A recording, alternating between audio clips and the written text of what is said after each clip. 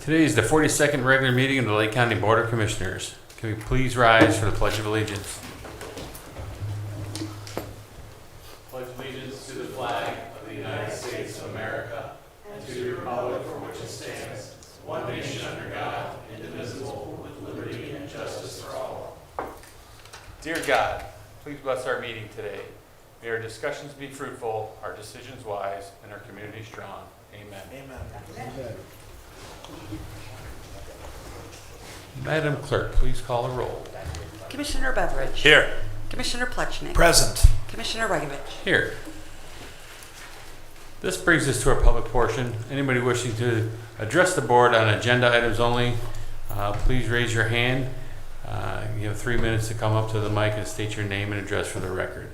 Do you have anybody for public portion? None being seen. Madam Clerk, please proceed to resolutions. In special resolutions, resolution proclaiming November 2025 National Adoption Awareness Month in Lake County, Ohio. So moved. Second. And discussion. Madam Clerk. Commissioner Beveridge. Aye. Commissioner Plechnik. Yes. Commissioner Regovich. Yes. Suzanne, would you like to speak to this? Sure, I could say a few words, and then I also asked our substitute care supervisor, Jean Tetrick, to join me today. I appreciate the commissioners adopting this resolution. Certainly, adoption is something that is near and dear to our agency's heart. We have many children in the permanent custody of our agency that we work very diligently to find forever families for. So this is an opportunity to really highlight the importance of adoption in the lives of the children that we serve at our agency. And if Jean could say a few more words, I would appreciate it. Come on up, Gene. I am here. Good morning, Commissioners. How are you? Good. I will echo what Suzanne said. Thank you for accepting this resolution on behalf of the children who go into permanent custody and we find forever families for. Since I met with you last year, we've done 5 adoptions for 5 children, and we have 3 more scheduled for December. So we're very excited about that. I don't see him here.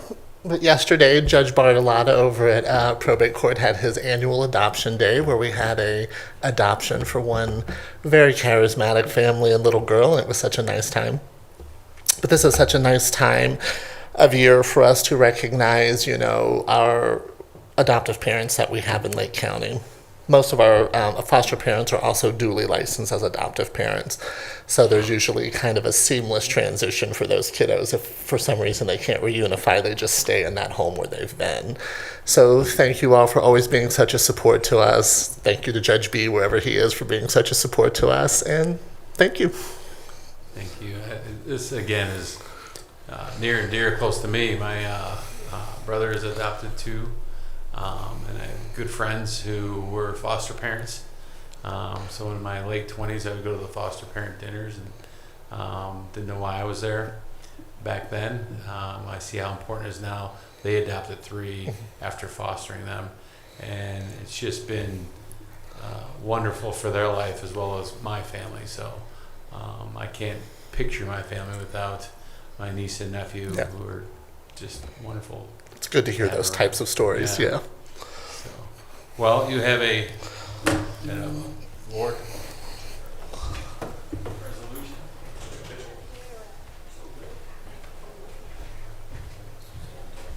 All the way this way. Walk back this way. Thank you, sir. Thank you. Yep.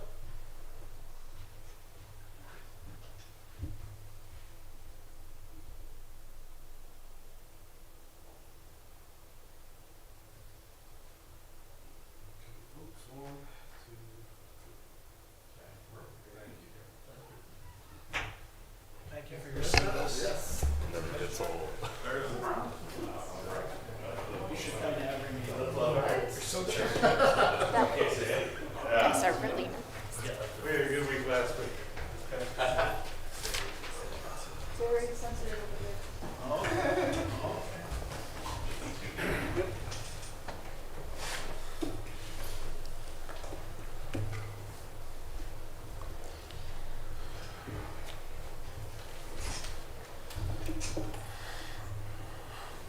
Madam Clerk, you can continue.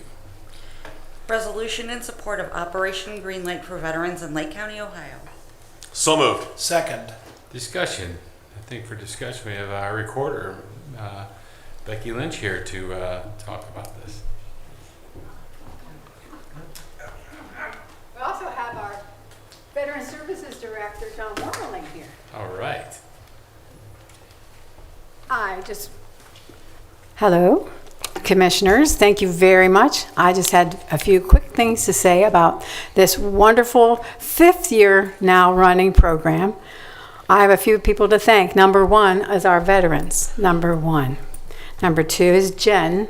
She makes this happen for me every year. And Jen in summer did it this year for us, got the terminal tower lit green again, and also our clock here in Painesville, the courthouse clock. And John Wormerling, my best friend, always. We work well together. He will have a few words to say for you also about this project.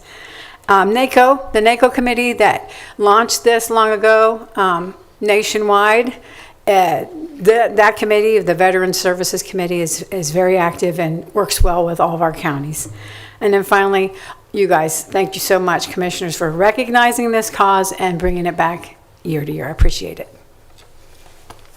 Good morning, Commissioners. Morning. Mr. Hackman asked me to cede my time because he has a very lengthy legal report today. Fantastic. Yes. Thank you. I want to thank County Recorder Becky Lynch for doing this, and of course Jen and Summer also. We greatly appreciate it. The resolution states that $52 billion, I think, was spent by the Department of Veterans Affairs for United States veterans and their dependents. $193.7 million were spent here in Lake County in 2024 by the Department of Veterans Affairs. That's the direct discretionary payments to veterans and their dependents rose $12.5 million to roughly $94 million. So it's significant. You have a hardworking staff down there. We appreciate their hard work, and we appreciate the hard work of your people down in the recorder's office helping us out also. So any questions, I'd be happy to answer them. Just thanks for what you do. It's so important for our veterans. They're so vitally important for our country, and it's just 1% of the population actually serve. And I'm proud to say that I had 2 brothers serve, and it's just amazing what you can do for them. And hearing those numbers that come to Lake County is amazing too. So thank you. Thank you. And thank Becky for making this happen every year. My pleasure. Thank you.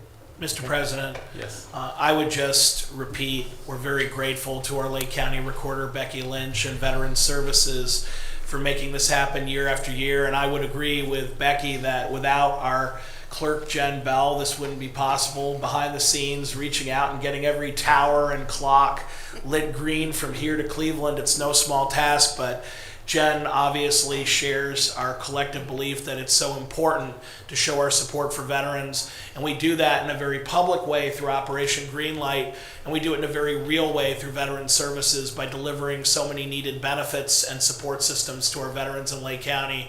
I can't emphasize how blessed our veterans are to have your representation, John. Thank you for what you do. Thank you, Commissioner. Thank you. Thank you. Let's make it official. Stay up here for Madam Clerk. Commissioner Beveridge. Aye. Commissioner Pletchner. Yes. Commissioner Rayovic. Yes. Come on, Becky. Get in. Up.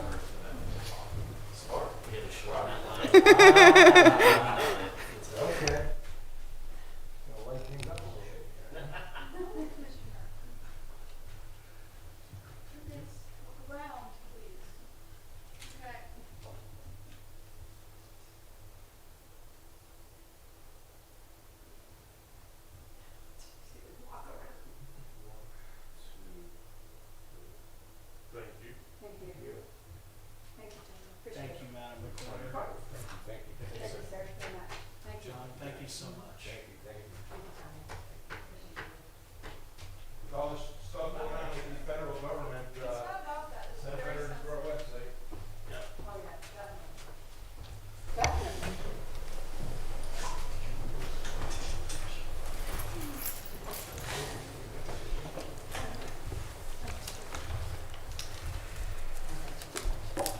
Madam Clerk. In the Utilities Department, resolution approving final estimate number 9, release of retainage in the amount of $104,034.92 with Shoreline Contractors LLC and accepting a 3-year maintenance bond in the amount of $276,625.03 for the new revetment at Bacon Road Water Treatment Facility, Project 473W, 2023 for the Lake County Department of Utilities. So moved. Second. Any discussion? Madam Clerk. Commissioner Beveridge, Aye. Commissioner Plechnik, Yes. Commissioner Regovich. Yes. Resolution increasing appropriations and transferring cash within Lake County Department of Utilities Project Fund 448W 2021 Lakeshore Boulevard Waterline Replacement to East 288th Street to Seabourn and the Water Fund. So moved. Second. Any discussion? Madam Clerk. Commissioner Beveridge, Aye. Commissioner Plechnik, Yes. Commissioner Regovich. Yes. Resolution determining to proceed with the construction and installation of sanitary sewer lines, together with related improvements and all necessary appurtenances thereto, comprising the North Ridge Sanitary Sewer Extension Project, Madison Township, and authorizing related matters.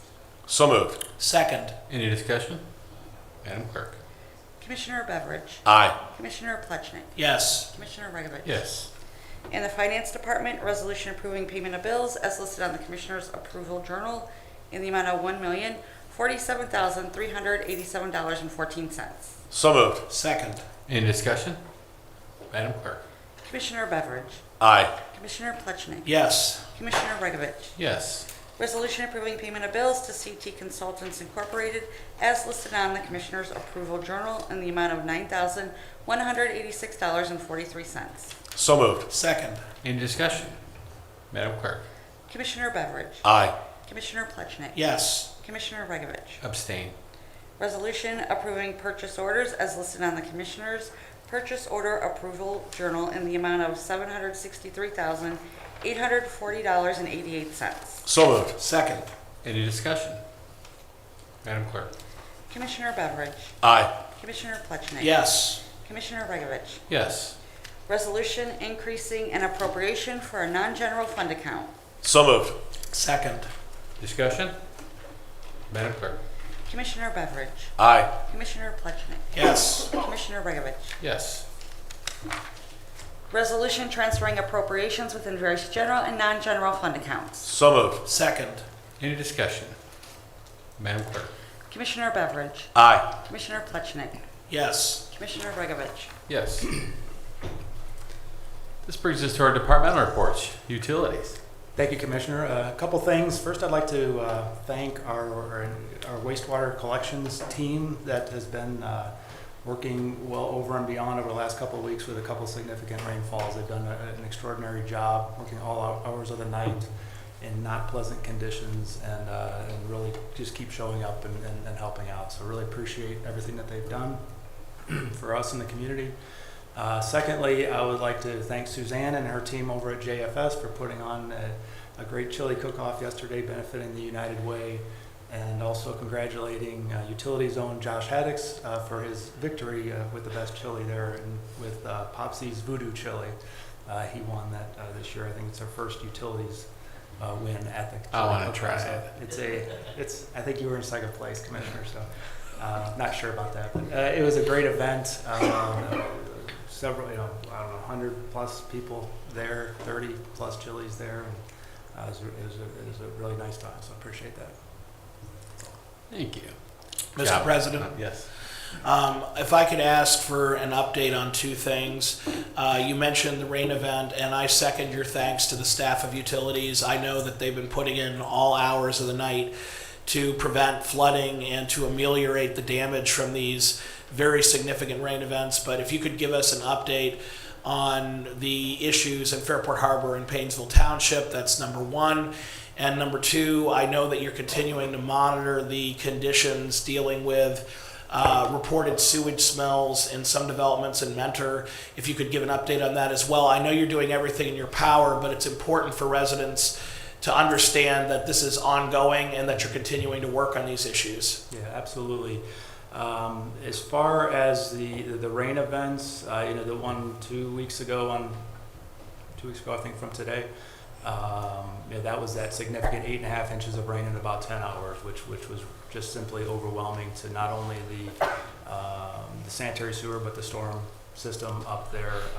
We looked at just in the Lake Erie Shores subdivision by itself, 47 million gallons of water fell just in that subdivision, over the course of about 10 hours.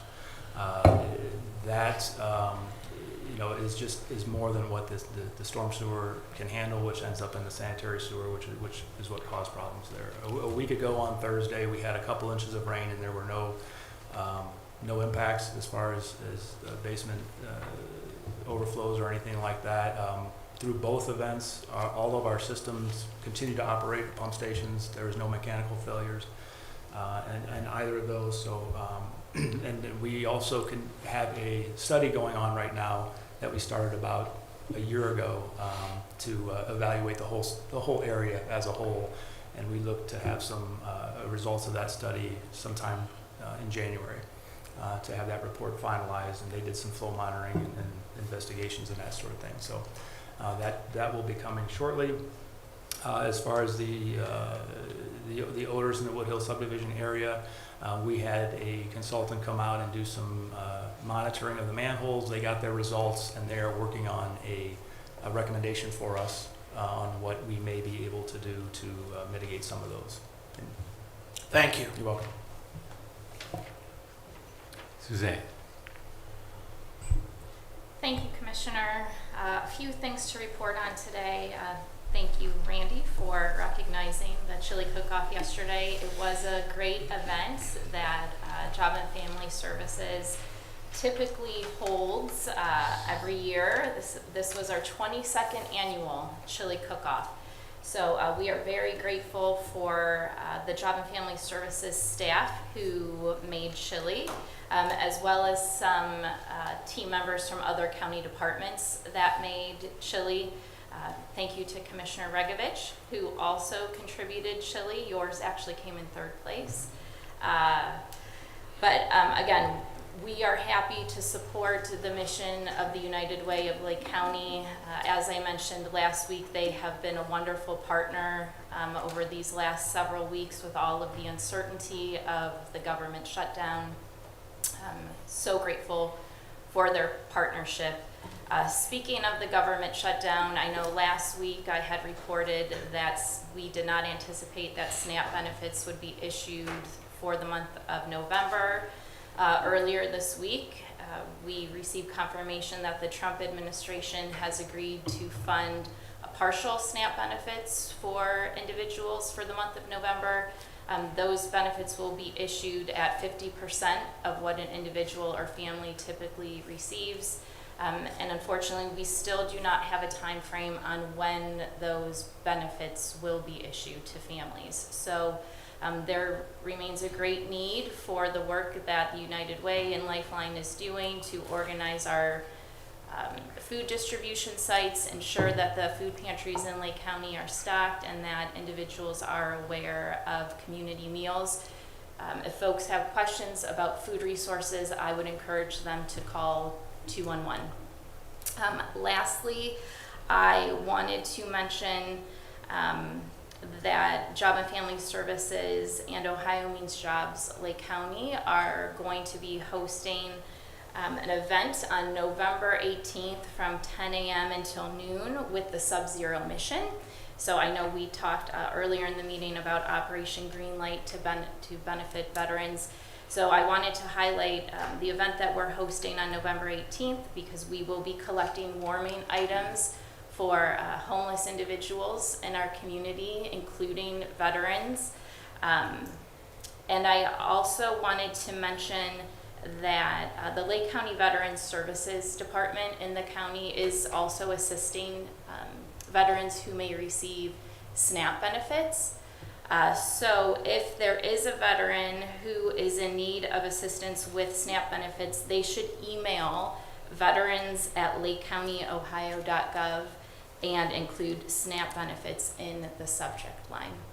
that concludes my report. Mr. President, Yes. I would just direct this question from Suzanne's report to our county administrator. You'd indicated before that we have the capacity, if the United Way runs out of the roughly $19,000 that we've forwarded them, to add to that tally to make sure that they have those resources to keep the food banks going. I just want to make sure that you're continuing to monitor that and report back if there is additional need. Yeah, I've been emailing with Rhea Benton, and I know she's in direct contact with Dion and her staff on the topic. So I'll follow up today, but I know they're in communication.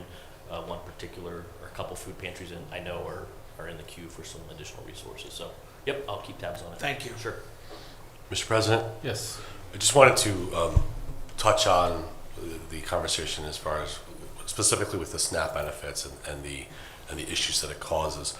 As you pointed out last week, approximately $1.7 million are paid in SNAP benefits every month. And I've had a lot of conversations around the topic, and I specifically had some conversations with Dion at the United Way. And this situation, the immediate impact, yes, is on the folks that receive the SNAP benefits. And then the next level down is there's those folks who need help right now. And so our food pantries and food banks across the county are overwhelmed with requests and et cetera. But then it also goes down to another level of organizations such as the Salvation Army that has to provide, that doesn't have to, but they choose to, provide meals for the day shelter for our homeless individuals in the county that sometimes after they come out of Project Hope. The folks that are residents in some of our drug rehabilitation facilities that are trying to get their life in order and trying to, repair some damages, those folks also receive some of these benefits. Those organizations are also struggling now because they're not at the top of that conversation with the impact that this is having. And that's great to hear that 50% of the benefit may be coming sometime, hopefully, theoretically, here in the month of November. But the impact of just 1 month is going to have a trickle-down effect into all of these food banks, all of these food pantries, all of these nonprofit services for months to come because of that impact. And so I salute you and I appreciate you keeping us updated. This conversation and this situation will not go away just if 50% or even if 100% of SNAP benefits are restored immediately.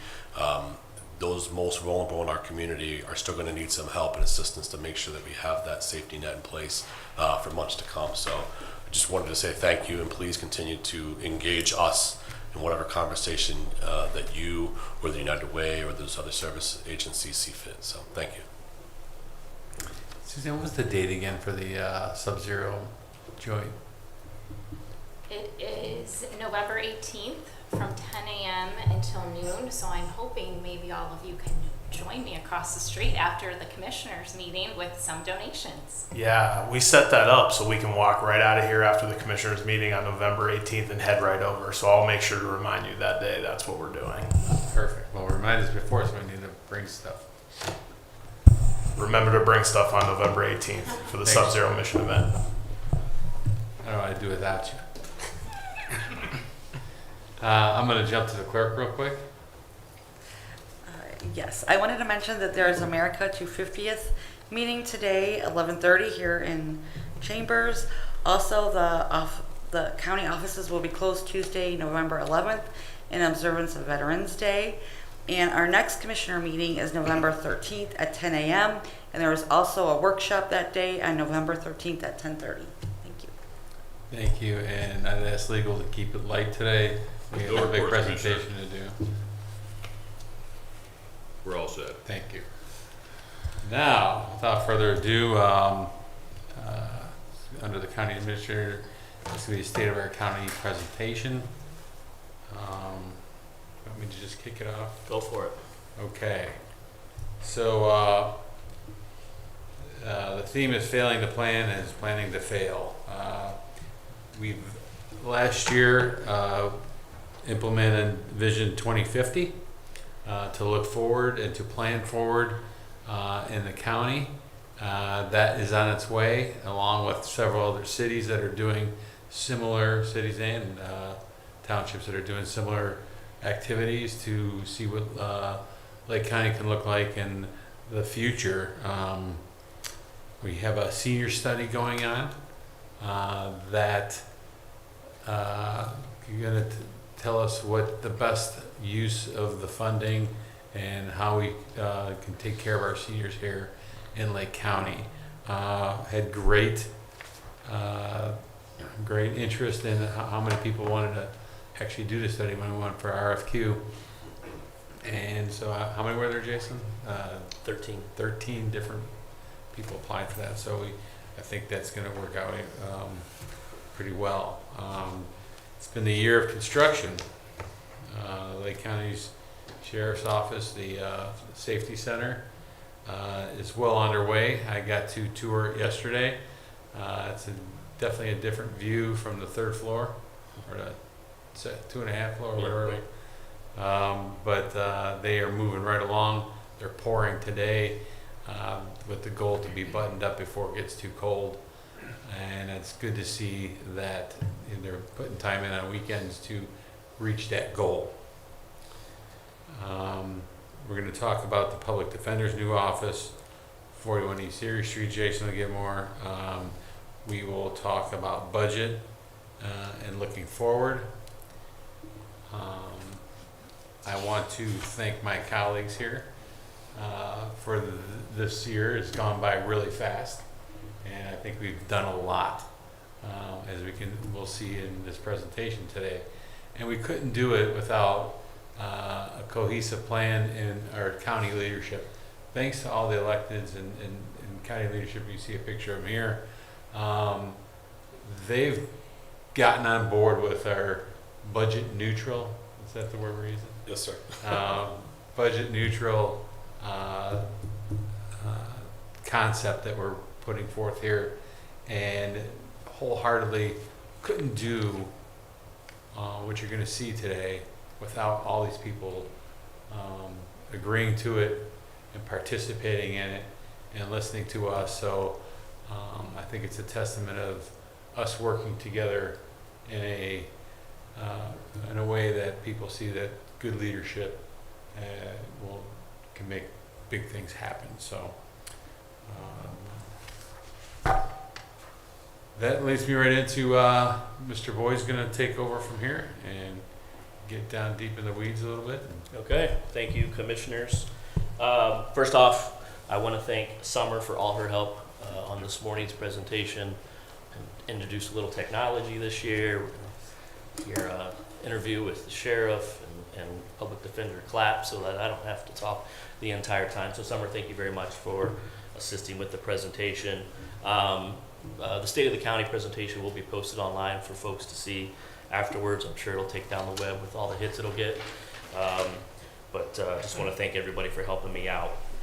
Last year's initial first ever State of the County presentation headed by Commissioner Plechnik was more of a general overview, county governance, elected officials. We took a fairly deep dive in all the county agencies. This year's a little more focus on planning and construction, highlight some of the work briefly, construction at Randy and telecom, etc.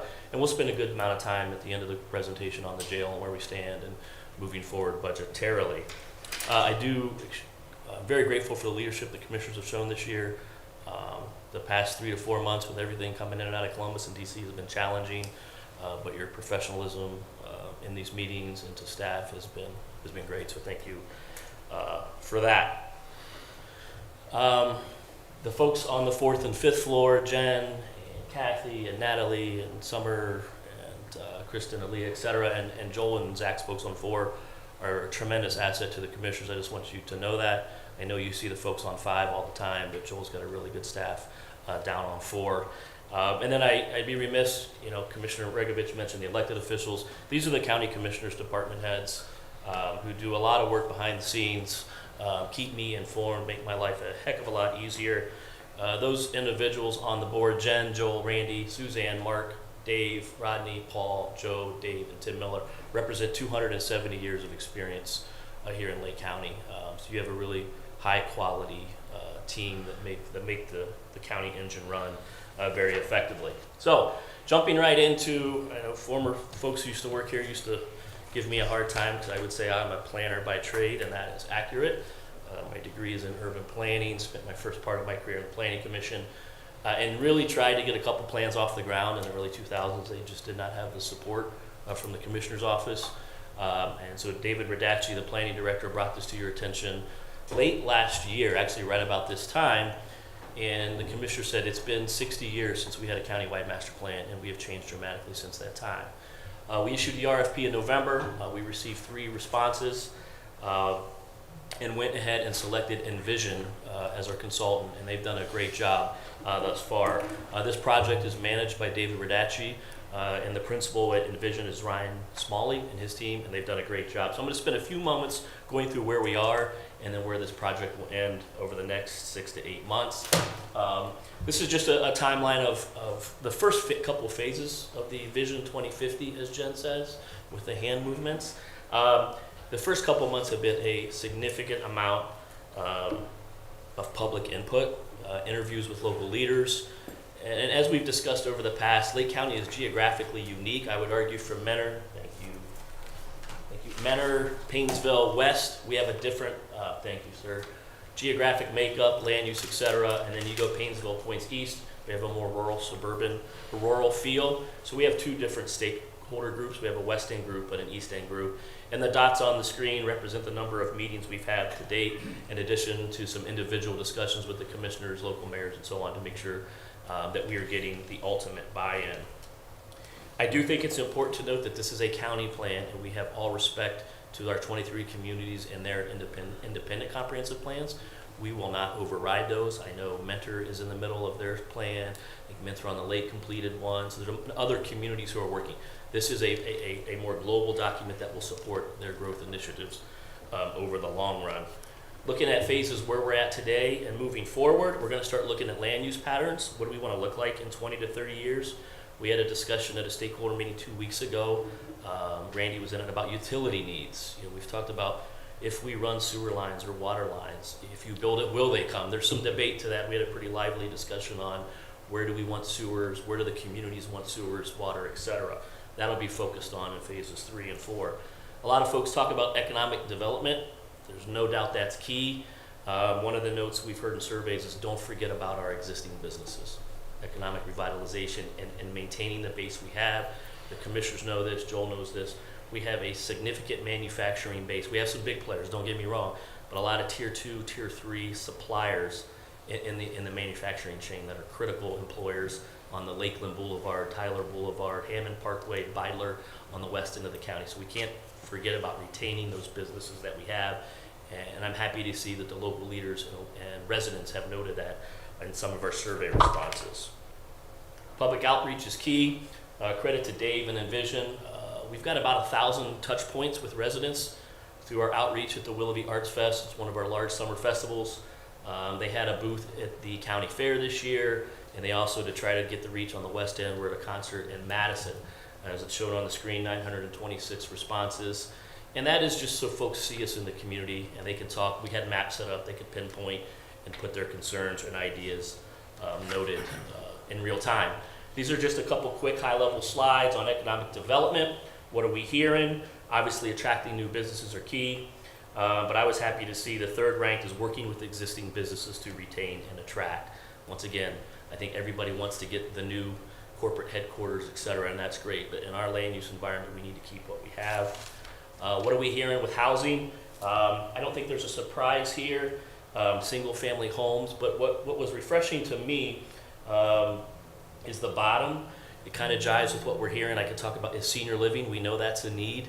I think we hear that academically and professionally, but the residents are seeing that too. And I would argue those folks who are responding are probably at that stage of their life where they're needing to downsize, et cetera. So we're starting to see things that I think we know internally are reflected in our citizenry as well. That'll help us make land use and zoning code decisions down the road. This is just a quick chart of as we get into phase 4 of developing our goals, which will be our overriding driving factors. So we're looking at expanding housing choice once again. I would argue back, 30 years ago, apartments were had a negative connotation to them. I think you look at communities, I live in Willoughby, There has been an influx of new apartments and they can't build them fast enough. And those heads, those people are supporting the local businesses. So I think expanding the housing choice is critical for our young professionals and seniors. And then we talk about workforce development, government efficiencies. I know when Commissioner Beveridge took office, we talked about can we ensure that our nonprofits are working in the most efficient manner possible. So we're going to take a peek at how our nonprofits can work a little bit more effectively as well. And this, I think the staff will get a kick at this. I always say, you know, I like to throw spaghetti at the wall and see what sticks. I'm not expecting anyone to read this, but this is a mind mapping exercise that us planners do to see what we're hearing and start to group these and figure out what has weight and what we need to take a look at. So this exercise is music to my ears. This is where Joel and I differ completely because he's a spreadsheet guy and this is a whiteboard exercise. But this is the level of thought and mind mapping that goes into a master plan of this scale. What do we want to look like? Future land use types. While we are predominantly built out from Menor Points West, we do have some green fields and future development opportunities. So what do those communities want to look like? Do they want suburban neighborhood, which is shown in the top left, which is your typical larger lot cul-de-sacs? And then you have traditional neighborhoods, which would be kind of like the Willowick and Wickless of the world. You have a downtown Willoughby, you have mixed use, you have rural residential, which I would argue is a South Perry, Leroy, South Madison. So as we look 30 years down the road, we want to ensure that those communities have the tools to achieve whatever use they'd like to see. So we'll start to map that on a global scale once again, not to overreach our scope on what do communities want to look like down the road. And once again, there's a utility component to this too. As we or private folks run water and sewer, that development pressure mounts. So we need to make sure that if that's what they want, that we call for it in a very global, respectable manner. So, transitioning to the strategic planning and needs assessment for our senior services. I always say this. Commissioners, we talked about this morning a little bit before the meeting. Out of all the responsibilities that I have, the maintaining, addressing, servicing our senior population is one of the most difficult tasks that we have. We know that our population continues to grow. Matter of fact, this slide, if you look at the first couple bullet points, about 70,000 residents are a senior, 60 and over in our community of 232,000. 11% of those are over 85, which is a different need as an active senior versus an older senior. We rank 10th, with the largest 60 and over population. And our senior levy, which maintains its term until I think 2027, brings in $4.6 to $4.8 million on an annual basis. Aaliyah will be presenting to the senior panel in the next couple weeks on what 2026 funding looks like for the future. What we need to get a better handle on is sustainability and making sure we meet the greatest needs. And that's the reason that we put an RFP out. Earlier last year, we received 13 firms, which in this discipline is great. I was worried that we weren't going to get a lot of takers on looking at it on a senior demographic analysis. We shortlisted that to 4 firms and ultimately selected the Osgood Group. They are a fact-based organization, which is exactly what we need as we look at what does this study yield over the long term. I'm not going to read all of these on where we're at, but I think if you look at line item number 3, evaluation of the current levy funding structure and development of recommendations to make this a more sustainable model for the long run. I think there's going to be a lot of truth in this document, which we need, and it's probably going to ruffle some feathers long term. You know, we have traditionally funded our senior centers who do a great job. 3 or 4 or 5 years ago, we started to fund adult protective services, a guardian program through the judge, some housing initiatives, all of that with the same amount of funding, right? And so the pie is going to continue to be the same and our needs grow. The goal of this plan, and I'll read a statement from Aaliyah. The goal is the strategic plan will ensure strong strategic oversight and coordination of aging services while positioning Lake County to respond quickly to emerging needs, adapt to demographic community changes, and strengthen long-term sustainability. That is the overarching goal with this study. And there's going to be recommendations in here with facts and input from community leaders and folks who lead senior organizations that are going to drive a fact-based decision model over the long run. So this is a very important study. I don't know if Aaliyah's here for managing this with the group. She has a standing Tuesday meeting with the group. I attend about every other one. Beginning in November, commissioners, you'll be have a sit down with the president of Osgood to get your input. And I would say there's every bit of probably 50 to 60 one-on-one interviews that are going to occur in November, and then there'll be a community-based senior survey as well to get. Mr. President, I was able to stop in briefly to one of those meetings with the senior group and our strategic planners, and the question he posed to all of them was, if 20 years from now there was a newspaper headline talking about the success of this effort, what would you want that headline to read? And that was the exercise everyone went through. And my response to that was, as always, we may be the smallest county geographically, but we're #1 for seniors. You know, I want Lake County to be the best place, not just to live and work, but to retire, so that folks don't feel the need to go to Florida or leave their home in their golden years, that they actually can stay here with their family and friends and have the best possible retirement in Lake County. And I believe that that's where this study is going to take us. Yeah, and that's a great point, Commissioner. And these two studies tied together. And a few slides ago, we talked about housing choice. And what we're hearing from the seniors is lack of housing choice for them. So these, I think we're going to see some similar themes in a demographic and strategic needs study and the countywide comprehensive plan. So I think the timing of these, as the slide says, failing to plan is planning to fail. And I think both of these will set the county up for success over the long term. So, And by the way, I think we need to attribute that quote properly, Benjamin Franklin. Fair enough. Here's where we are briefly. As Commissioner Plechnik indicated, the firm has already met with our panel. They have been in the field at all the senior centers. They did meet in October with the coalition, so those are the entities that the levy funds. One-on-one interviews are about to begin, and then we're looking at a spring to summer completion date for your consideration and adoption. Moving on to some brief highlights on some construction activity in our utilities division. Once again, Randy beat me to it. Mr. Armand said something last week about your staff last week. They did a heck of a job out in the field, but just real high level stuff here. Last year, between water, wastewater, and solid waste, which is the landfill Randy shop, completed about $16.5 million worth of improvements throughout Lake County. Randy, I forget, your goal was 8 or 9 miles a year of pipe. We're not there yet, but that's where we want to be to stay ahead of our underground infrastructure. So thanks to utilities and the work that they have done over the past year. Stormwater management, I just highlighted a few projects in the townships. Tim's guys contract and collaborate with the townships and all their member communities for community identified stormwater needs. Stormwater does not know political jurisdiction, so having a stormwater management utility allows our communities to work much better collaboratively. Just last year with these projects that are in front of you, we're looking at about $1.1 million worth of stormwater improvements in these communities. That's just Concord, Madison, and Painesville Township. Buildings and grounds, Mark or Lou aren't here. These guys and gals are the kind of the unsung heroes behind the scenes, from custodians to laborers to guys and gals working in the jail and the building. And there's a list of projects up here that they've worked on. The big thing that we focused on this year is where can we manage projects internally so we don't have to hire outside consultants.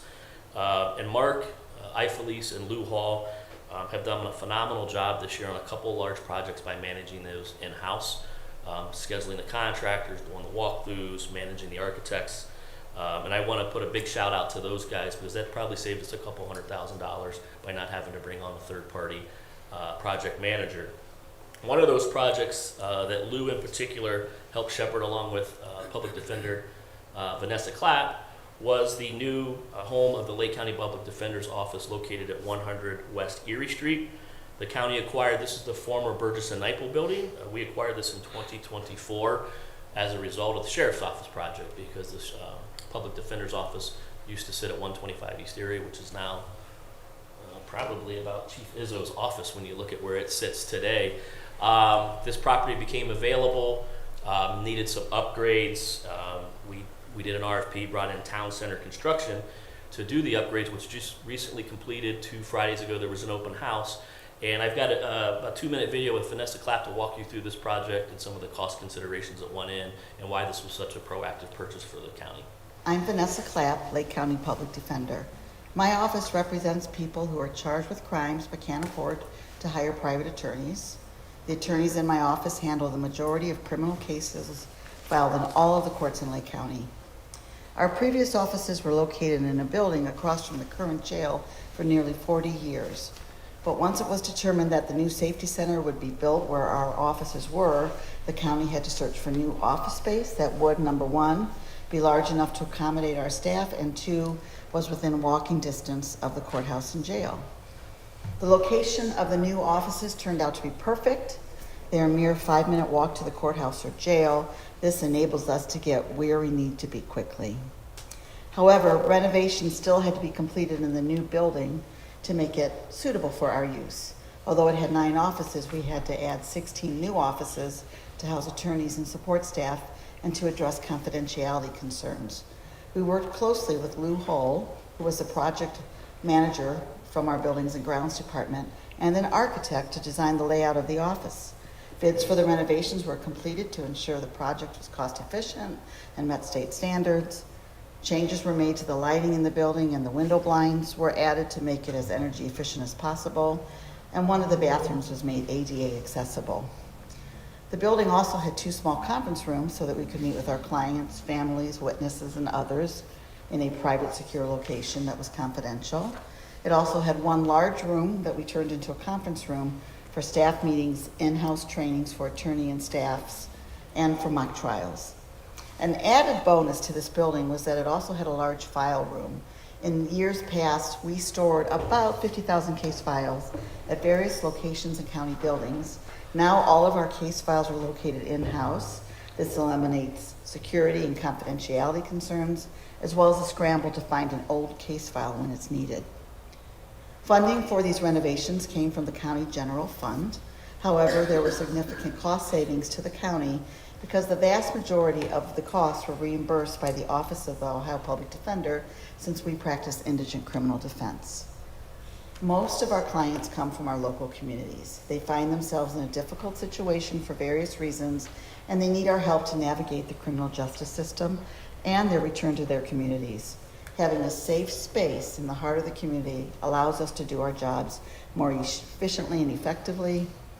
This office building is our forever home. It's durable, well constructed, it will last for years to come, and there's even some room for growth in the future if need be. So I think one of the important takeaways from this investment by the commissioners, number one, is it is a long-term solution and home for the Public Defender's Office with room for expansion. And news to Joel and Zach's ears, the project was $941,000 and only $126,000 of that was a general fund obligation. And thanks to the state of Ohio and the partnership with the Ohio Public Defender's Office and their reimbursement strategy, they were really great to work with and made this a very easy project. And thank you to Vanessa and her staff. Due to the timing, they were in there during construction, so there was a lot of movement and temporary housing, et cetera. Very excited and proud of this product. And quite frankly, I think Joel's used this over the number of years. We want to be an employer of choice, and having a nice state-of-the-art facility, that's an attraction to bring high-quality employees to our county. This is just another example of that. Moving down the street, we still have work to do on the exterior, but in 2023, for strategic purposes, we acquired 41 East Erie. I used to call that the Cannon, Stern, and Benny building. A couple other firms were in there. This is directly adjacent to the Lake County Juvenile Court. Mr. Colson has his 4D attorneys in there and staff. It was an ideal solution for some of the growth needs of Mr. Colson and their attorneys. Once again, Lou Hall managed this particular project. We have $130,000 worth of office renovations on the inside. Completely redid the HVAC for $1 million, put a new roof on the project, renovated all the office spaces. These pictures do not do this justice, with all due respect to the previous owners. It had been a bit dated. So we went in and freshened it up in paint and carpet, ceiling tiles, etc. I want to thank We also piggybacked on the Lake County Engineers paving program this spring. We were able to save some dollars, so thank you to Mr. Exley and his project management team for allowing us to piggyback on the paving contract, which saved us a couple bucks. Once again, Lou and Mark manage this project in-house for us, so a great savings to the county. And we will continue to work on the exterior facade of that over the next couple years. That's a budget-dependent improvement. Telecommunications, Paul Stefanko and his guys are always behind the scenes, but have had a busy year. We finished the completion of our West End sirens. Those are emergency sirens that are activated should they need to be. The county is responsible for about 53 of those on the West End, $1.5 million investment. Our phone system, believe it or not, is about 15 years old, so it's nearing the end of useful life. Paul and I and Joel have worked on some bid specifications. We've had some displays, or what would we call those, Joel's? Demos, thank you. 2 or 3 demos with various types of firms. So we're getting close, hopefully by the end of the year, to have a recommendation on the commissioners on where we go with what will be a $1.2 to $1.8 million investment in our phone system. We have 2,500 phone extensions in our system, which includes some community partners such as Madison, Concord, Painesville City, Health District, to name just a few. Our fiber network, years ago, we installed a fiber network here in downtown Painesville. Due to the jail project, Paul's guys had to reroute that fiber line to ensure connectivity on our loop as the jail came out of the ground. Continually, as we acquire buildings or elected officials, department heads have needs from cameras to access control, Paul and his guys go in and make those enhancements. A big thing that Joel and I have been working on with Paul is our Marks radio system. We are one of I think the only entities that manage our own component of the statewide Marks radio system. We've had some conversations with the state of maybe having them administer that, because we have some significant costs looking at us to the tune of $6 million. We think we could transition that over to the state, reduce that risk exposure of a cost, and also lower the fees to those folks who use the Marks system. So more to come on that particular topic. Hopefully we have some decisions by the end of the year for the commissioners to consider. Emergency Management Agency, this one goes back a bit just to give you some history. The EOC, opened up with the Perry plant, is at that place in its useful life where mechanicals, fencing, lighting were in need of upgrades. And I remember this like it was yesterday. It was just before COVID, and Congressman Joyce did a tour of the site, and we were having this conversation, and Congressman and his team said, hey, you should apply for this FEMA DHS grant. And Joe and his team went to work, and ultimately with a 25% county match, we were awarded $1 million to do these enhancements in-house. So you can see there, our total expenses, we only spent about $800,000, but once again, the takeaway out of $800,000, $199,000 was the county. So once again, leveraging other external dollars to minimize general fund obligations. I'm not going to read all these, but pretty much the inside on the EMA side was updated: the kitchen, bathrooms, the ops room, the AV, some mechanical upgrades, structural upgrades over the generators just to secure long-term sustainability to arguably our most valuable asset in the county after the sheriff's office, of course. Here are just some enhancements of the kitchen area on the left, the break room on the right, which the break room on the right can also be mobilized as to a third conference room if we need be with the AV that was installed. The photo on the left, the commissioners know this is what's called the executive room. If there ever were to be a need to activate the EOC, this is where the commissioners and the sheriff, Director Busher, and key personnel would mobilize to be briefed and make informed decisions for the protection of Lake County citizenry. Thank God we're not hardly ever in there, so that's a good thing, but it is there. We do all of our Perry drills there.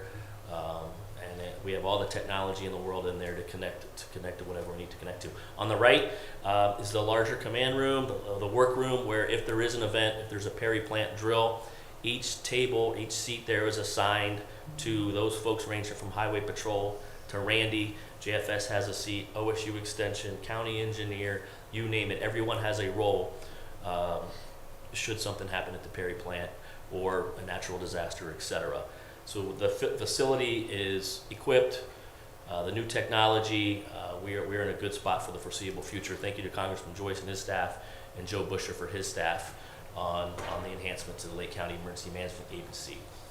Okay, moving along, and I'm going to give a warning that we're going to hear from the sheriff here virtually.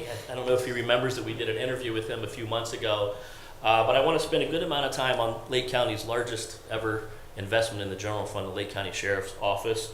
And just do a quick reminder here, the slide in front of everyone on the screen is our site plan. We have a 3.5-story structure, and the sheriff will get into this in some of his comments. Since we last met a year ago, we now have total site control of the entire area. The area shown here that's to the left of the sheriff's garage, that single family home was purchased by the county. We will be raising that structure at the end of this year, early next year, to make room for the sheriff's garage. So that's a positive news from where we were last year. But I just want to kind of set the stage of where we are with the facility, how we got where we are. Everyone kind of remembers what this looks like, I hope. But I wanted to once again note the relationship with the city of Painesville. From the council, the manager, their planning and zoning folks have been fantastic to work with. All approvals are now in hand, from zoning to the Department of Rehab and Corrections, and we are well on our way. This is the facade looking from, let's say, Conrad's, if you will. We'll just quickly move around the building. Hopefully, this would be looking from the back of the courthouse. The juvenile court would be to your left of this particular view. One will note, this does not look like a sheriff's office or a jail. We took great respect to the downtown core of Painesville, Morley Library, and tried to incorporate architectural elements that mimic what the city's trying to achieve long term. So the brick patterns, the sandstone material mimics the Nolan building and some of the features on the administration center. This is looking at the rear of the structure. This might not seem appealing, or people are wondering, why are you showing these semis at the back of the building? We do not have at the current facility a loading bay, so the sheriff's team are constantly having semis deliver darn near daily. This will allow the guys to minimize deliveries. We have storerooms, large kitchen, cold freezer areas. So I think it's important to know the functionality, and the sheriff will note this in his comments of what this new facility will bring to the operations for the sheriff's office.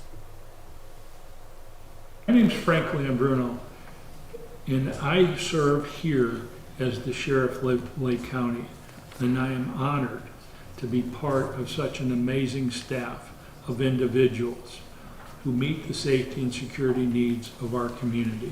We have a great project company in Gilbane that is building this facility and ensuring that its bones are created correctly. And we have a good architectural firm in K2M that is managing the design of this facility to meet the needs of the future.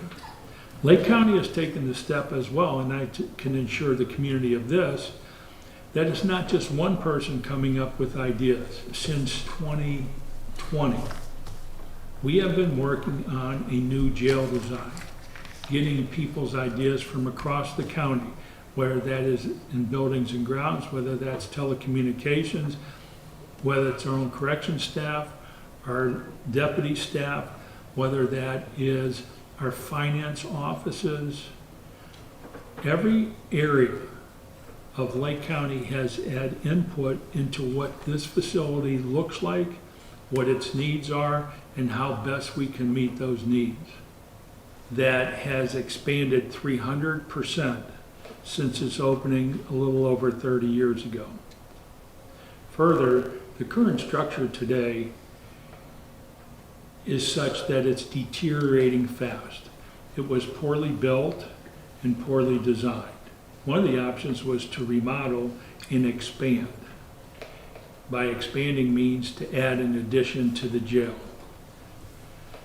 Those costs would have exceeded $100 million at current pricing. Further, an addition would require an additional staffing of about 15 officers. Over 40 years, or really 30 years, that would cost an additional $40 million a year in salary and benefit payments to staff. What are the current challenges? First of all, lack of bed space for future needs over the next 30 years. Further, the current facility was built at a time when computerization, was just coming onto the scene. There were no ADA requirements for compliance, nor addressing some of the issues of mental health or medical needs at the time. In the new facility, which is roughly 504 beds, we will bring the existing staff from the current facility to the new facility. By not raising staff, by not increasing staff in a larger facility through physical changes in terms of how the building is laid out, we will save millions of dollars over the next 30 years in terms of staffing costs. Some of those changes are a revised booking area, areas where we can bring people to mental health areas, an enlarged medical services area to meet the needs of a changing inmate community with much more complex medical issues. Looking at 378 inmates, roughly half of them have either drugs or alcohol or mental health issues, and all of that combined. The majority, I would say 90% of our jail population, once they're done with their stay in our facility, return back to our area community here in Northeast Ohio. It is our goal to return people back to the community better than when they first arrived. Well, the Lake County Sheriff's Office is not only a jail, but they are a detective bureau. They're an investigative agency. We are a law enforcement agency that serves 88 square miles and roughly about 60,000 people in our townships, our unincorporated areas. And so our facility will have adequate space that our current facility doesn't have for staff to do interviews, to write reports, have meetings. We also will have additional classrooms where we can hold a police academy that we can train our own staff in, train our own corrections academy staff in. All these areas are critical to make sure that we can meet the safety and security needs of Lake County for many years into the future. So first off, Sheriff, thank you very much for taking the time for that video. We had to cut it from 6 hours to 4 minutes, but that's a story for another day. I thought he did a great job of providing a ton of input, and Summer had a fun editing that. But seriously, thank you. He gave a great historical perspective of the challenges, the considerations that we faced a few years ago on do we rehab or add, and I thought it was timely that we could show you the time lapse of where we are today. I have another a video here in just a moment, but just some interesting fun facts on the jail. 57,000 man hours to date with Gilbane and their team, 205,000 blocks. I'm not going to read them all. We had a crew there this morning at 9 o'clock pouring concrete, 285 tons of rebar. We will have 249 prefabricated steel cells that will be coming up from Georgia at the beginning of the year. Matter of fact, the sheriff's team is heading out there in January to take a peek before full-scale production of those steel cells occurs, and then we'll see those guys rolling in. Like I said, I think in March or spring, I'll say, the cells will start to show. So Sheriff and his team to date, we're at meetings once or twice a week. Thank you for everybody in the participation. It's going really good, and a lot of that goes to buy-in. We used this saying a couple years ago, it's a need to versus nice to on some of these decisions that we make. The sheriff has been very responsible in what he needs in the facility as respect to the taxpayer dollars, so I appreciate that. This next, this is a drone image that was flown last week. So I'm gonna kind of narrate through. This gives a real-time perspective of where we're at. I know Commissioner Regovich was there yesterday. Commissioner Beveridge and I are heading out today. So I'm just gonna go ahead and roll this, hopefully.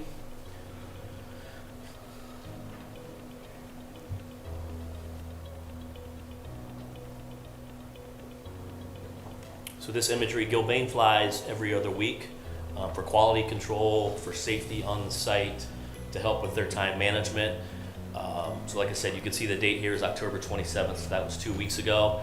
You can really start to see the skeleton mimic the renderings The first floor of the facility is, the front left is the sheriff's admin. When you walk in, the new entryway, the front right portion of the building will be corrections. And the back half, so on this screen of floor 1 where it's not concrete, that's where the secure side of the shop will begin. Floors 2 and 3 are strictly cells and prisoners up there. This is looking from behind the building. You can see the utility plant at the bottom of the screen. Our crane will be leaving probably Friday, the yellow crane you've seen there, and we'll have our steel topping ceremony next Thursday at 9 a.m., which is a significant achievement for the project. There yesterday, we're starting to see metal studs show up on the walls, which is a huge benchmark, so we can start to wrap the building to provide winter provisions and continue work. That image you just saw was the loading dock. At any point in time today, there's probably 50 to 60 workers on site, especially when we have a pour, which we had a concrete pour this morning. They're probably still working.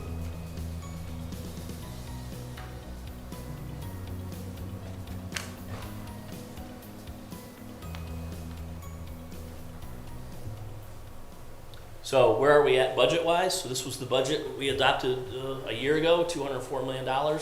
We are right on budget and hope to have really good news come the end of the year. The hard cost budget is $170 million, as you can see at the top line. And then our owner cost, we have a couple contingencies baked in that we'll have to use some of it. But in having a budget discussion 2 weeks ago with Sean Noble, our project manager who's doing a great job, and Ellis Katz from PMC, you know me, I'm a little nervous when it comes to the financial side of things. I said, Jason, a project of this scale and where we are at as far as, and I don't like the word change orders, but just things that you don't see or things that we need to tweak, we're in a really favorable spot. So I'll have a more in-depth financial update for you by the end of the year, but it's hopefully going to be a good news update. Schedule-wise, this is hard to read. Like I said, we are going to finish the concrete pours plural, hopefully according to Sean, by the end of the year, which is level 0, which is the basement. We are bringing in temporary heat as we speak. The contractors will essentially wrap the building via a combination of concrete masonry walls and temporary plastic so that we can continue to work through the winter season. I also want to thank Enbridge Gas. Due to the volume of gas needed here, Enbridge has been great. They're going to be pulling a line from further down Erie Street, about 2,000 feet, and that construction work started yesterday. And in completion, I say spring, summer of 2027. That has been consistent. I look back at my notes since 2023. That was kind of the original time frame that we were provided, and we're sticking to that. So in conclusion, I think the sheriff and the chief would agree. We're hitting our benchmarks. Knock on wood, we haven't had significant issues. If we do have an issue, we'll sit in the room across the street with 15 or 16 folks, from electrical engineers to HVAC contractors, and we'll come to a very cost-effective yet sustainable solution as we move long-term. So I'm happy to report that our largest investment is on time and on budget moving forward. Which leads me to, I'm going to get into the budget stuff here with the county. I think this is very important. I had this same slide last year, full disclosure, on the commissioner's office and the vast amount of responsibilities that you have. Most importantly is financial control and oversight of the county budget. You appropriate those dollars on an annual basis. Joel and Zach and the entire team on 4, as Commissioner Regovich noted, that collaboration we've seen the past couple of years with the electeds on a budget neutral philosophy has been welcomed and appreciated. So I want to note that. You guys are also responsible, the commissioners, for maintenance and responsibility of all the structures and facilities. We do that with our buildings and grounds crew that 10 years ago had 110 employees. Today they have about 47, Joel, 45. So once again, doing more with less, and thanks to Mark and his team for cleaning and maintaining, et cetera, all the structures within the commissioner's jurisdiction. Jen, what's the number of boards the commissioners appoint? You guys are responsible for appointing commission members, task force, to the tune of 50 different organizations, which can be oftentimes difficult to manage. I think most importantly, and what the commissioners past and present have charged me with, is collaboration with our local officials here in the county and our mayors and township trustees. And I think Randy does an excellent job with that, Suzanne, on being able to pick up the phone and call the mayor of Lakeline or a township trustee, and having that open line of communication just makes our lives a lot easier. So I want to thank you guys for setting that stage on a collaborative effort with our local communities. Our budget, 2025, is strong. Just as a reminder, the county collects a 1% sales tax. Some of our other investment earnings, which have been strong as well, thanks to Treasurer Zurn and the auditor and Meter, who's our investment advisory group. I think we have a good understanding of what the next couple of years look like as far as investment earnings and how we can relay that earnings to our jail debt. And I'll note that our general fund budget for 2025 is $76 million, and we also have seen a consistent stable sales tax revenue the past few years. We've had above average interest earnings. A lot of public sector agencies have. Second bullet point is critical. The commissioners have always stressed the importance of public safety, and that comes with a price, deservedly so. Our general fund budget is represented by about a 69% ratio of public safety. That includes law enforcement, the judicial system, the public defender, and so on. 2025 was our first year of required debt service on the jail, which we initially estimated, I look back, Joel, 2 years ago, we were like in the $8 million range. As we fine-tuned the project, it was in the $7 million range. I think it's important to note, and Joel noted this a few weeks ago, that the commissioners, collectively the county, through conservative budgeting, were able to pay down $25 million in notes this year, right out of the gate, which is very impressive, and kudos to everyone here at the county. We're going to have that same mindset heading into 2026.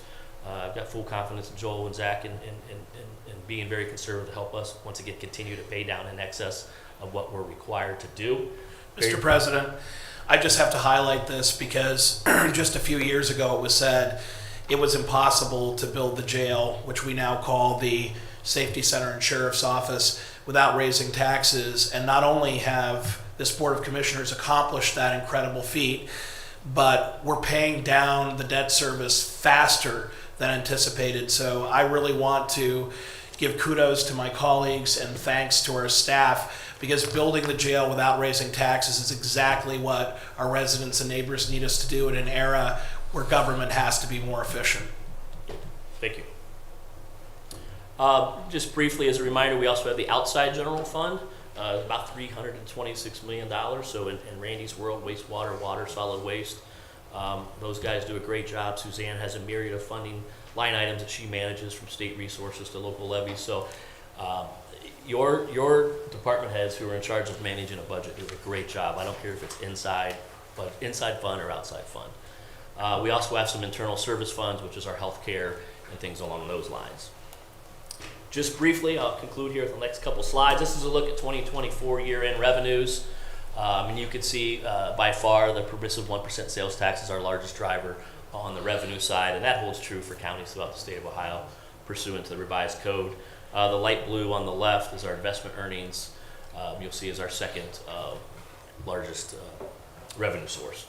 On the expense side, once again, I noted the judicial and public safety is represented green here on the pie chart. About 27% of our budget, county general fund, is judicial and public safety. Think about that other 27% of general government. So we're talking about the treasurer, the auditor, planning commission, the recorder. You guys are effectively managing those agencies, and great thanks to their cooperation on 25% of the total budget. So that's a kudos to everyone involved in making that happen. Sales tax, we continue to be steady. 2024, we saw our highest level, approximately $49 million. We're probably on a good track here in 2025 to maintain that projection, which is critical to our long-term success here as far as maintaining a high-end, effective service model for the county and servicing that debt that we have. At that point, I'm going to turn it over to Commissioner Regovich for a look forward. Thank you, Jason. Great work on this, and great work all year long.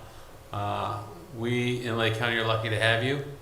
Your planning background, we kind of take that for granted, I think, sometimes, but you're able to look at things differently, and I think the most genius thing you did was keep the sheriff under 4 minutes. So that's a fun way to do that. But looking forward, our $6.4 million annual payment for our jail will continue as we move along. We paid $25 million down in notes, as we stated.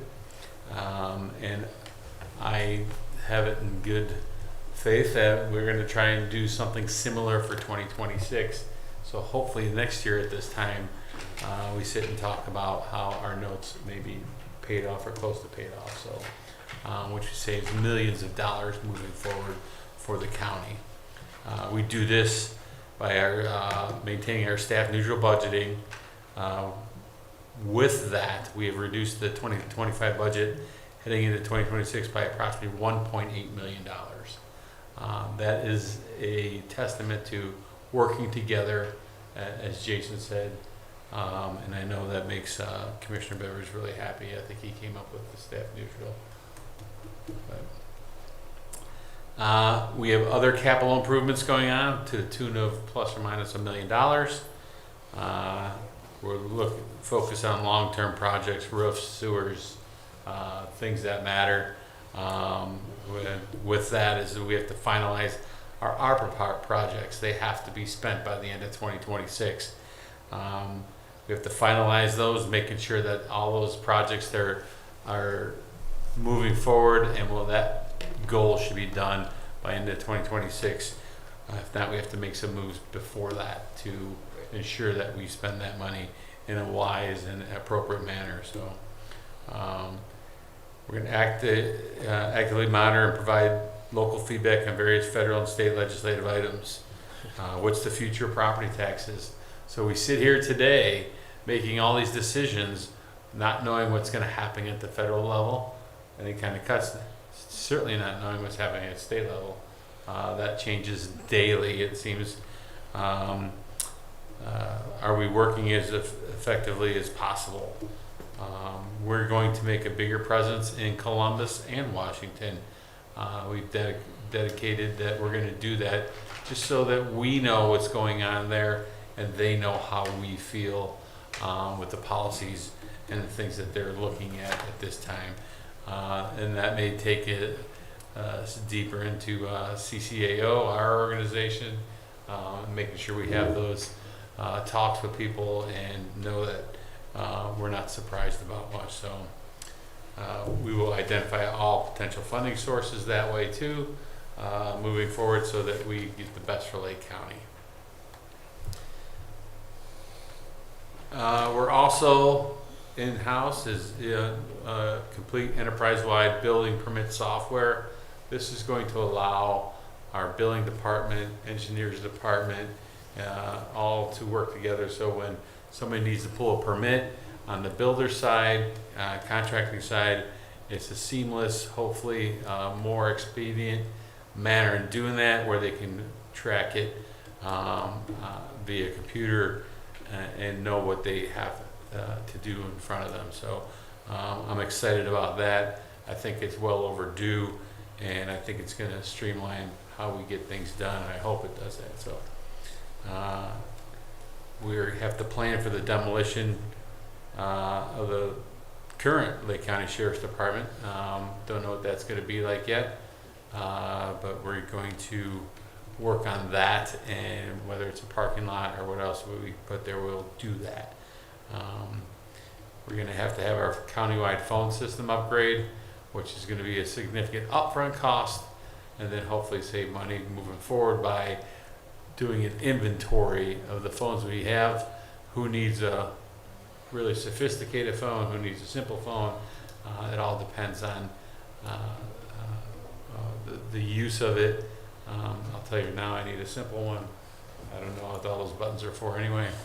So, but that's a good way to whittle down what we have to pay for that. And it's like Jason said, that's a necessary evil here that we have to do, is keep up with our phone system every 15 plus years or so. We're going to complete the completion of Vision 2050 and a senior study are going to be big for us. It's going to allow us to make those decisions moving forward to the best of our ability, and be very open about the decision made and the input we get. So I'm looking forward to those being done. We will continue to do our emergency planning strategies with our commitment with the nuclear power plant. We've learned to never say never. I've participated in those exercises, even though they may seem mundane, and sometimes they're very important to know when an emergency happens. And it's not just a nuclear emergency. It's any kind of emergency, a weather event, anything that could possibly happen in our county. The people who are in place know their role, and we can move forward and act quickly and decisively. That's floods, train derailments, multiple house fires. We've seen all those. Solar eclipse, and now COVID were major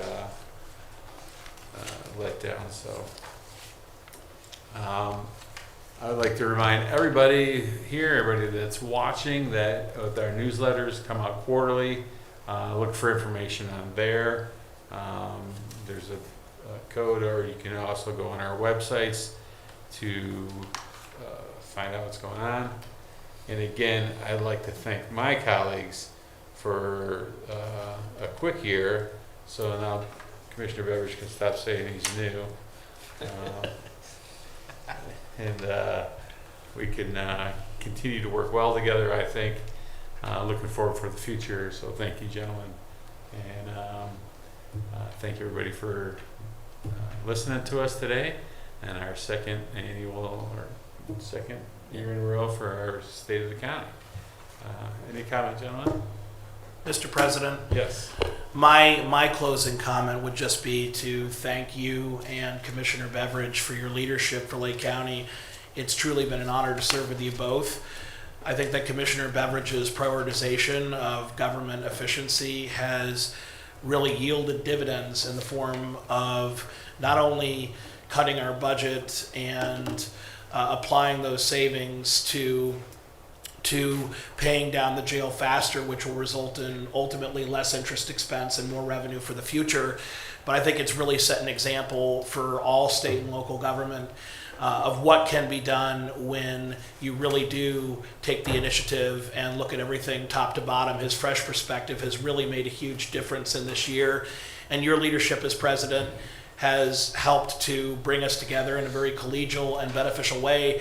We have some very difficult issues to consider as commissioners, and we certainly discuss those issues seriously, but I feel the extraordinary respect that each of you has for the office, and it's truly a pleasure every single meeting, every single debate and discussion to be sitting next to you. So I just want to reiterate to all the residents of Lake County how blessed they are to have Commissioners Beveridge and Regovich representing them. Thank you.